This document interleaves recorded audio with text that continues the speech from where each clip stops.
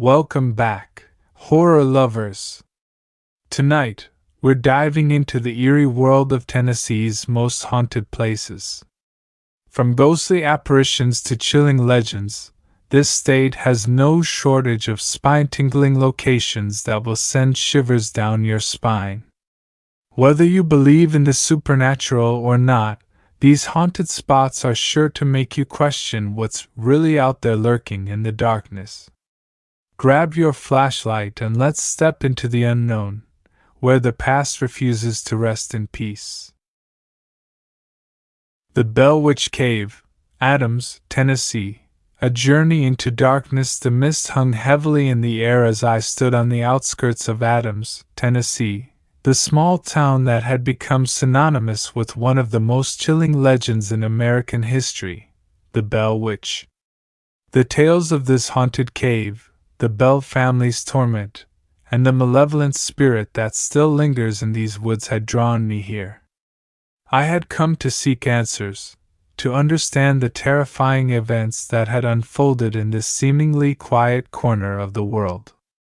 But little did I know, the horrors waiting for me in the Bell Witch Cave would make the stories pale in comparison. It was a cool autumn evening, the kind where the trees shed their leaves, carpeting the ground with gold and amber. The air was crisp, carrying the distant scent of wood smoke and earth. The cave, nestled deep in the woods, was a place that locals and paranormal investigators alike had long since given wide berth. No one ventured there without reason, unless they were brave or foolish enough to challenge the legend itself. The Bell Witch Cave is not just a place, it's a memory, a scar carved into the landscape of Tennessee. The land had soaked up the terror of the Bell family, and according to many, it still felt the oppressive weight of that darkness. The Bell family, the beginning of the haunting. It all began in 1804 when John Bell and his family moved to the rural wilderness of Adams. They came seeking a fresh start, but what they found was something far more sinister. The family, John, his wife Lucy, and their children, settled into their new home, unaware that a dark presence already inhabited the land. It was on the first night that strange noises began to echo through the walls of the Bell household. At first, it was subtle, a faint knocking, a scratching sound that came from within the walls.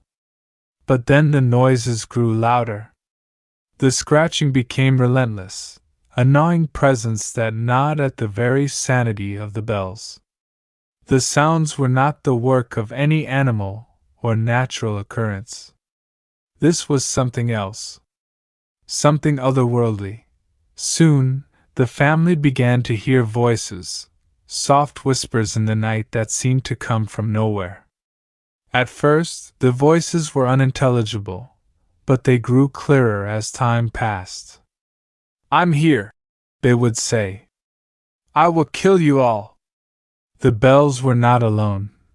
The phenomenon reached its terrifying peak when the voice identified itself as the spirit of Kate Batts, a local woman who had been wronged by John Bell many years earlier.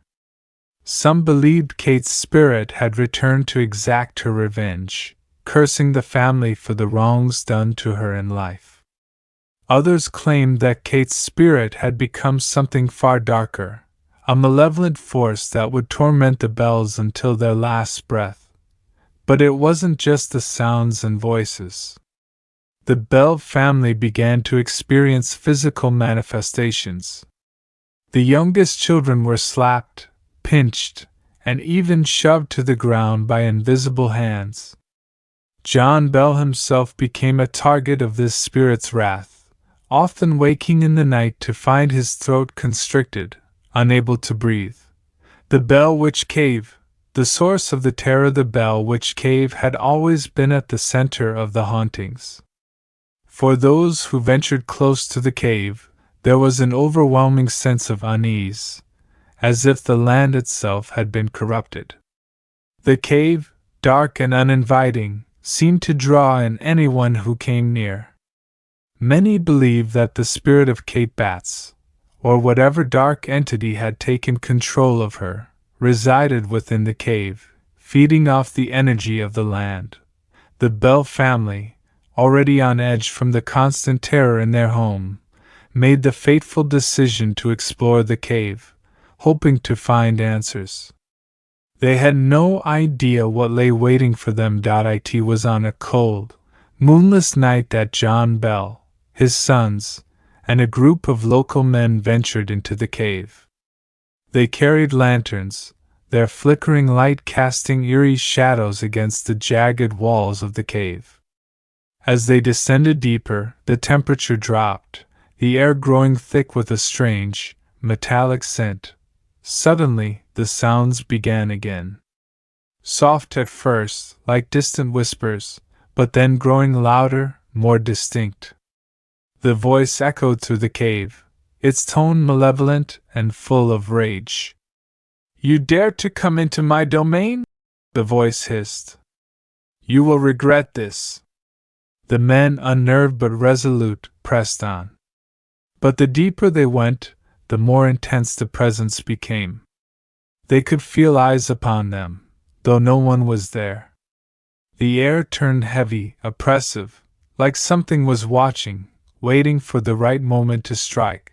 John Bell, who had never believed in ghosts or spirits, felt the first pang of fear as he felt an icy hand brush against his neck. He spun around, but there was nothing but the suffocating darkness that pressed in from all sides. And then, just as they reached the farthest depths of the cave, the spirit made its presence known once more. A violent gust of wind swept through the cave, extinguishing their lanterns and plunging them into complete darkness. The men screamed in terror, scrambling to relight their lights, but it was too late. The oppressive presence that had haunted the Bell family in their home was now in the cave, and it was angry. The curse of the Bell Witch, a legacy of fear. After that night, the Bell family was never the same. John Bell, weakened by the attacks, became ill, his health deteriorating rapidly. He had been cursed, and no amount of medicine could save him. He passed away under mysterious circumstances in 1820, but the hauntings didn't end with his death. The Bell Witch, whether the spirit of Kate Batts or something else entirely, remained a force in Adams. Locals reported hearing strange sounds near the cave for years to come, scratching, whispers, and the distant sound of footsteps in the dead of night. Some even claimed to have seen the Bell Witch herself, a shadowy figure with glowing eyes, lingering at the entrance of the cave. Even today, the cave remains a place of mystery and terror. Paranormal investigators have reported feeling intense cold spots, hearing disembodied voices, and seeing shadowy figures lurking at the edge of their vision. Some have claimed to feel a suffocating presence, as if the air itself is charged with negative energy. Those brave enough to venture near the cave have often come back with tales of terrifying encounters. Some say they've been pushed or scratched by invisible forces, while others claim to have seen ghostly figures wandering in the darkness. The legend lives on. As I stood at the entrance to the Bell Witch Cave, the wind picked up, sending a chill through my spine. I could feel the weight of the land beneath my feet, as if it were alive with the memories of the past. The stories were true. The Bell Witch's presence still lingered in the air, an undeniable force that defied explanation. My flashlight flickered as I stepped into the cave, the darkness swallowing me whole. The air grew colder, and I could hear the faint whispers in the distance, just as the Bell family had heard all those years ago. My heart raced, my breath quickening as I moved deeper into the cave, drawn by an unseen force. And then, just as I reached the deepest point of the cave, I heard it. The voice. Low, guttural, and full of malice. You should never have come here. The Ryman Auditorium in Nashville, Tennessee, is not just a venue. It's a living legend, a storied location with a rich history that resonates in every corner. The building has been home to music legends, some of the most important performances, and for many, a symbol of the power of live music. But behind its grand history, it holds darker tales, whispered by the ghosts that are said to haunt its hallowed halls. The story begins on a cold autumn night in the late 1800s. The air was thick with anticipation as people gathered outside the Ryman Auditorium for the grand opening.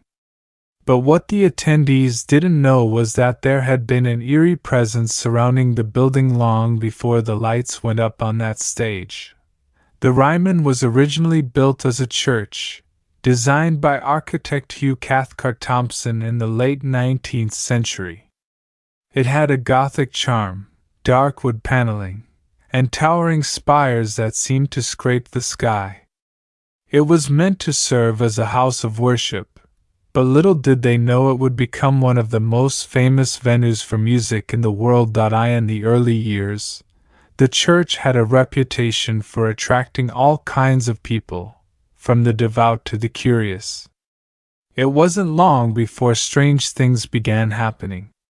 Those who attended services would speak of hearing whispers in the rafters, ghostly figures that seemed to fade into the shadows, and strange noises echoing through the halls during midnight hours. In one particularly unsettling event, a local preacher who had been preaching at the church for years began to speak of strange dreams he'd been having. In these dreams, the spirits of the church's past congregation came to him, begging for something. But no matter how many times he tried to help, the spirits would vanish before he could grasp their meaning. Eventually, his sermons became more and more erratic, and he disappeared one night, never to be seen again. Locals believed that the spirits had claimed him. As the years passed, the church fell into disrepair, and the dark history seemed to hang over it like a cloud. But in the early 1900s, the building was reborn as a performance venue, specifically for the Grand Ole Opry. The Ryman became the heart of country music, hosting the likes of Johnny Cash, Patsy Cline, and countless other country legends. But it was during this era that the true haunting began. Stagehands, musicians, and even patrons began to speak of strange occurrences. The most prominent tale is that of a ghostly woman in a white dress who was often seen in the balcony, watching the performances. No one knew who she was, but her presence seemed to invoke a sense of unease. There were accounts of band members feeling someone watching them while performing, only to turn around and find no one there. And then, there were the lights, flickering and dimming for no reason, the shadows that moved in the corner of the stage, and the cold spots in the auditorium that made people shiver even in the warmest months. One particular night, a renowned country singer named Billy Roy had just finished his performance. He was the last act of the evening, and after bowing to the roaring applause, he made his way off stage. As he walked backstage, he felt a sudden chill in the air and a strange sensation that someone was standing right behind him. He turned, expecting to see his manager or a stagehand, but there was no one. The chill remained, and the faintest whisper seemed to echo in his ear. It was a woman's voice, soft and melodic, but it wasn't a voice he recognized.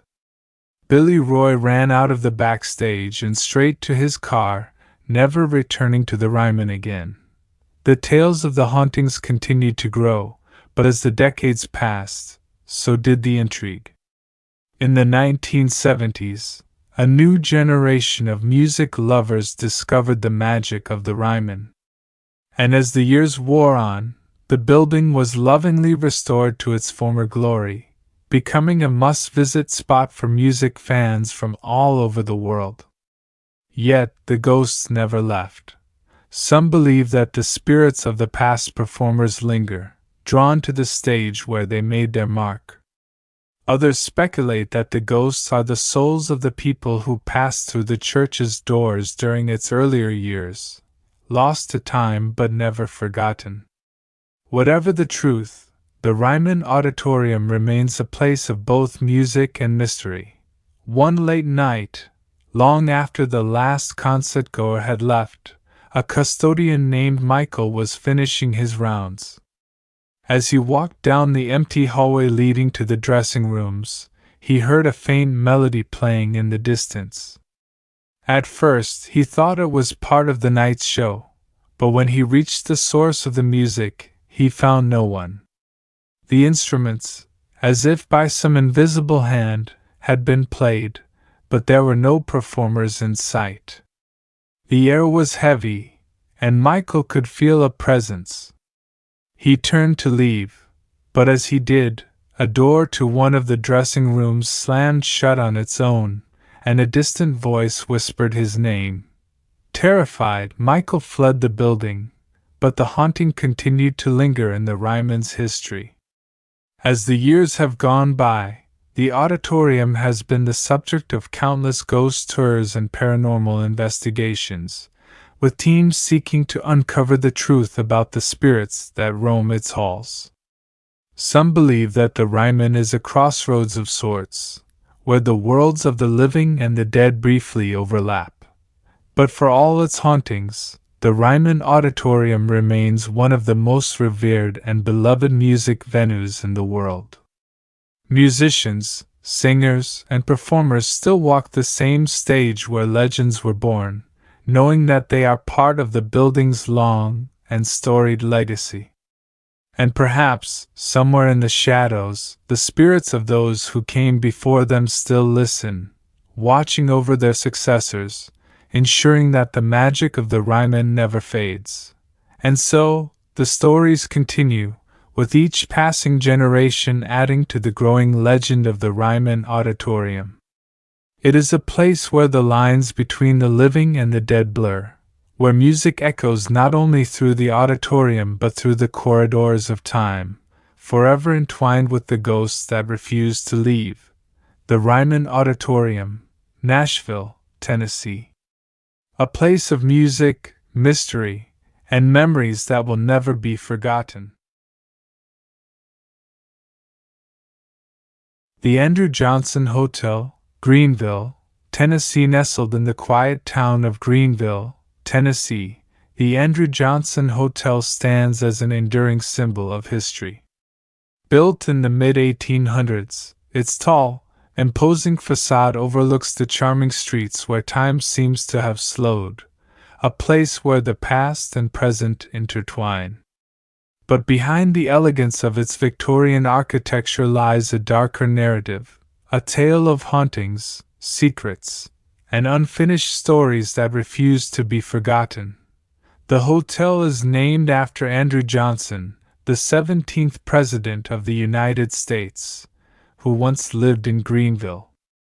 The town, small and seemingly unassuming, was forever marked by Johnson's political rise, and in turn, the hotel became a hub for dignitaries, travelers, and local townsfolk. But over the years, the hotel became more than just a place of lodging. It became a repository of lost souls, each with their own tragic tale. The hotel's history is woven with the fabric of the American Civil War, its walls echoing with the conversations of soldiers, politicians, and ordinary citizens caught in the turmoil of a nation divided. It was during this period that rumors began to spread, rumors of strange noises, flickering lights, and the eerie sensation that one was never truly alone. But these tales were brushed off as mere superstition, the kind of stories whispered over a late-night drink or exchanged during the idle hours of the afternoon. As the years passed, the hotel changed hands several times, with each new owner adding their own chapter to the hotel's storied legacy. Yet, despite these changes, the strange occurrences never ceased. In fact, they only seemed to grow stronger, more frequent, until the hotel became known far and wide as one of the most haunted places in Tennessee. Some said it was the restless spirits of the Civil War soldiers who had passed through its halls. Others believed it was the lingering presence of Andrew Johnson himself, still watching over the town he once called home. It was in the early 1900s that the hotel saw its first major renovations. Workers, hired to update the building's infrastructure and restore its old-world charm, were the first to report the truly unnerving experiences. One worker, an old man who had spent decades in the business, was found late one evening, shaking and incoherent, muttering about the hotel being alive. His words were dismissed, his claims seen as the ramblings of a man whose mind had aged beyond its years. But the strange occurrences continued. Tools would vanish from one room, only to reappear in another. The temperature in certain parts of the hotel would plummet without explanation, and guests would report hearing footsteps in the hallways, only to find the hotel eerily quiet when they looked. One of the most notable events in the hotel's history occurred during a particularly bitter winter. A family, traveling through Greenville on their way south, took shelter in the Andrew Johnson Hotel, unaware of the dark history that haunted its halls. Late that night, they were awoken by the sound of the front door slamming open, followed by a voice, low and distant, whispering the name, Andrew. The family, terrified, rushed to the front desk, only to find the lobby empty. The door was locked, and no one could explain the strange happenings. They left the hotel the next morning, and though they later spoke of their experience to locals, no one seemed to know the answer to the mystery. As decades went by, the hotel became a destination for those intrigued by the paranormal. Ghost hunters, thrill seekers, and those with a deep desire to understand the supernatural found themselves drawn to Greenville, where they could explore the Andrew Johnson Hotel in search of evidence of its haunted past. Despite the reputation of the hotel, however, there were still those who refused to believe. They dismissed the stories as fabrications or the results of an overactive imagination. Yet, for every skeptic who came to disprove the hauntings, another would leave with a story of their own, a shadowy figure in the corner of a room, a cold hand brushing against their neck in the dead of night, or the distinct sound of someone calling their name when no one was there.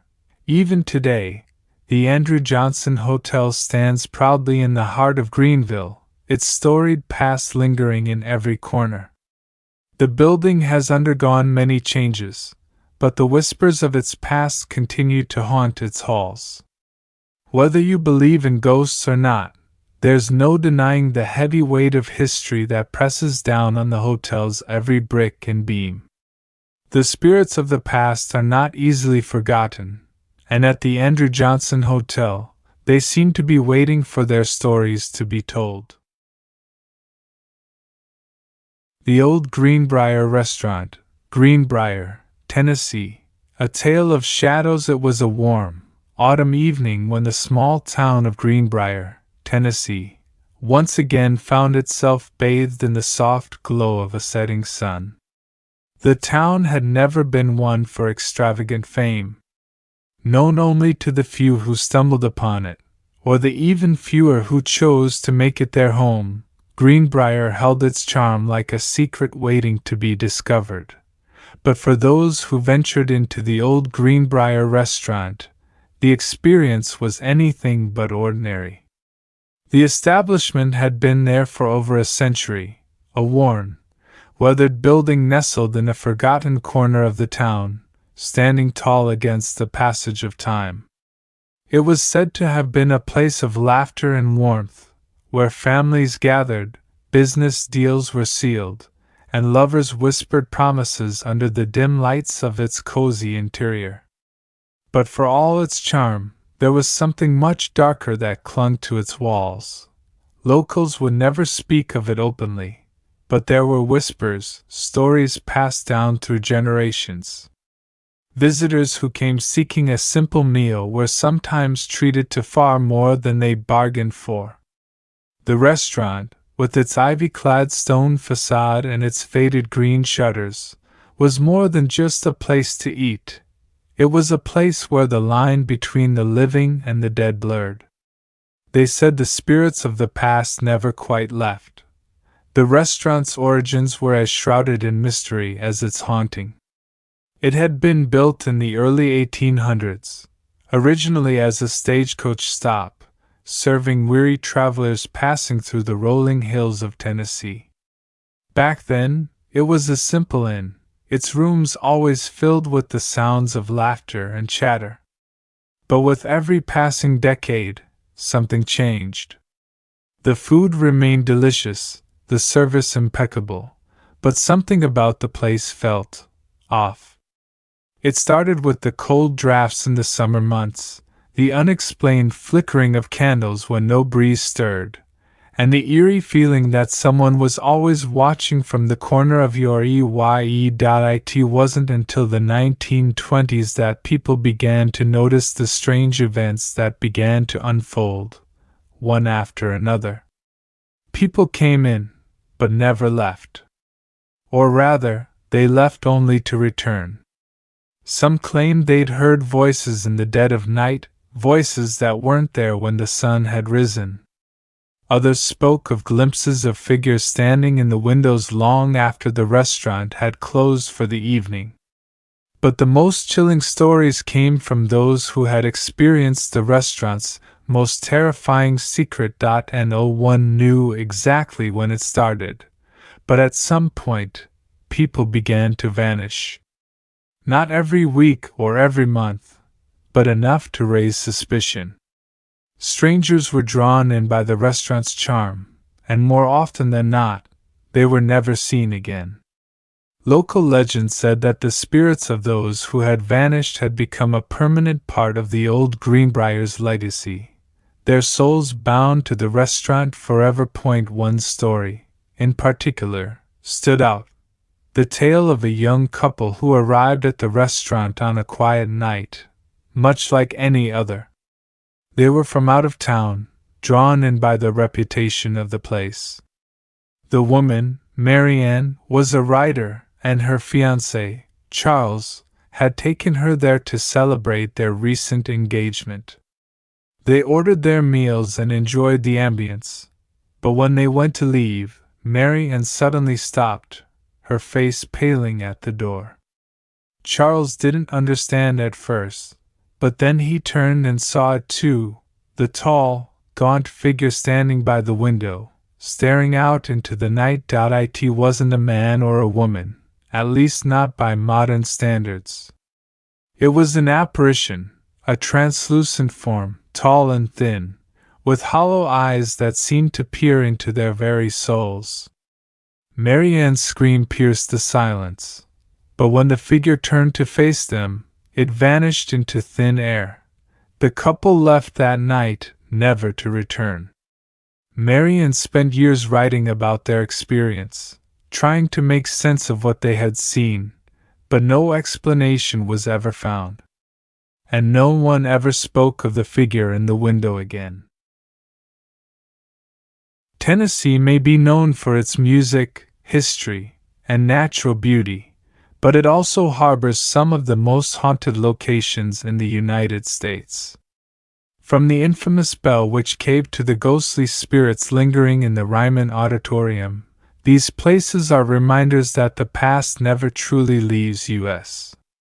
If you're brave enough to visit these spots, be prepared to encounter things that go bump in the night, and maybe even something far worse. Thanks for joining me on this terrifying journey through Tennessee's most haunted places. If you enjoyed this video, don't forget to like, comment, and subscribe for more spine-chilling stories.